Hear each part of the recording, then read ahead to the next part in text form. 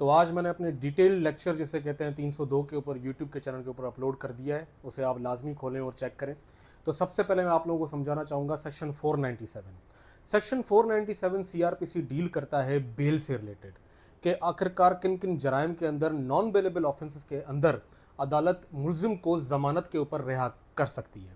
इसको डिवाइड कर दिया गया है दो कैटेगरीज के अंदर। कैटेगरी नंबर 1 वो कि यानी कि ऐसे जराइम जिनकी सज़ा समझ लीजिए कि 10 साल से कम है, और ऐसे जराइम जिनकी सज़ा कम से कम 10 साल है, उम्र कैद है या फिर सज़ाए मौत है, तो अदालत इस किस्म के केसेस के अंदर आखिरकार अक्यूज़ को क्यों बेल के ऊपर रिहा करेगी। तो इसका नंबर 1 में 1 हमारे सामने जो प्रोविज़न आता है कि अगर मुल्जिम फीमेल है, उसकी उम्र 16 साल है या बूढ़ा है, तो फिर अदालत उस शख्स को लाजमी कंसिडर करेगी कि उसे ज़मानत के ऊपर रिहा कर दे।